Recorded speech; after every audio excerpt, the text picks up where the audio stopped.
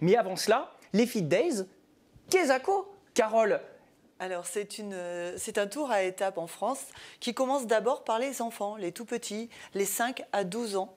On les initie, on en prend entre 500 et 800 par jour. On a commencé donc, devant le château de Vincennes, à Paris. Oui, lundi, le 30 mai, ouais. Voilà, et on va faire 30 étapes. On fait découvrir aux enfants cette discipline qui est simplement magique, qui est un bon moyen de lutter contre la sédentarité puisque ça leur donne l'envie de se mettre au sport.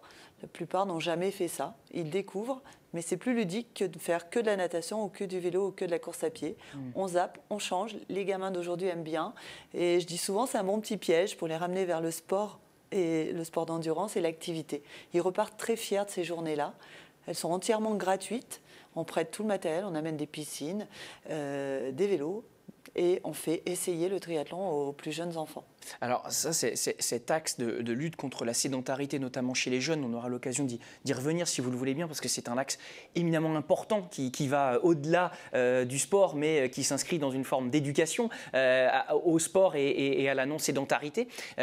Au-delà de cet aspect-là, Carole, j'aimerais revenir avec vous sur la genèse de ces Fit Days créés en 1994. Vous étiez lancé de votre côté sur les France Iron Tour, donc on a vraiment un vécu, une connaissance de cette discipline. Pourquoi eh bien, ces Fit Days et pourquoi ce lien avec le triathlon? D'abord, ça a commencé avec une histoire. C'était mon stage. J'étais en école de commerce et j'ai dû organiser un triathlon.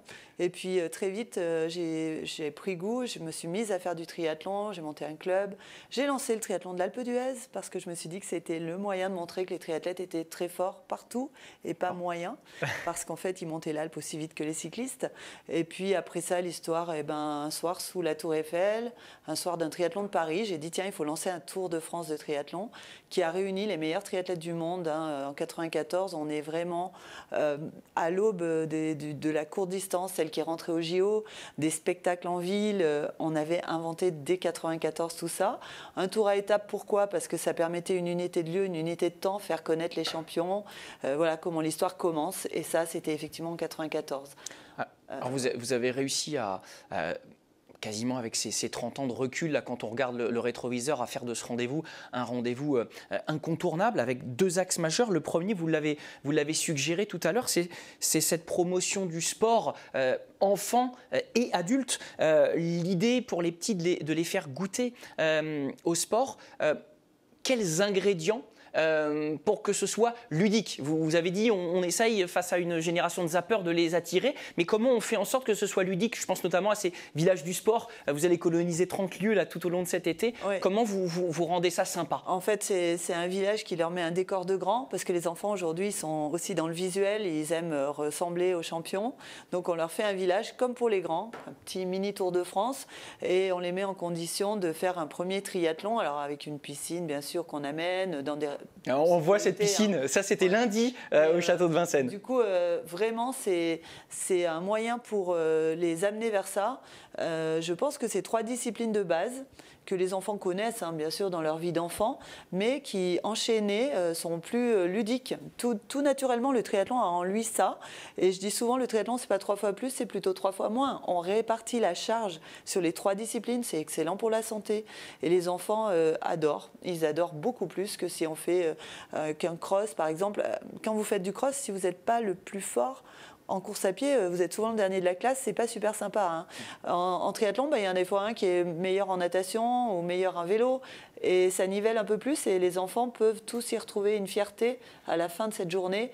Et ça déclenche des vrais comportements derrière. Ils se mettent au sport. C'est prouvé. On a fait des études d'impact avec la MGN l'année dernière pour savoir si derrière il y avait une suite. Hein, parce qu'on ne fait pas ça par hasard. On fait aussi ça en termes de prévention santé par le sport. C'est quand même le meilleur des médicaments. Il vaut mieux faire du sport que de faire autre chose. Tom, je vous ai vu esquisser un petit sourire à vue des images. Je ne sais pas, ça c'est une question complètement anonyme. J'imagine vous avez eu un profil plus sportif, plus vite. Vous aviez connaissance de ces villages sport santé avec ces enfants là qui débutent très minots, très petits. La découverte du triathlon, vous trouvez ça comment? Je trouve ça assez marrant. Oui, effectivement, comme a dit Carole, c'est un sport où beaucoup d'enfants, si par exemple dans un sport unique, si on n'est pas bon dans ce sport-là, on s'y retrouve moins. Alors que là, comme il y a 3 sports, et voire même 4, parce que les transitions, c'est aussi, faut être aussi très très bon, faut être aussi organisé et tout ça. Et bah, par exemple, quelqu'un qui va faire une bonne natation va quand même être content malgré qu'il finisse à la fin de la course. S'il est sorti quand même premier de l'eau mais qu'il finit dernier de la course, il sera quand même content. Si quelqu'un sort dernier de l'eau mais rattrape tout le monde en vélo, il sera content. Ah, vous lancez un message à Aurélia là peut-être. Non, vous sortez pas dernière de l'eau Aurélia, loin de là évidemment. C'est pas ce que je voulais dire.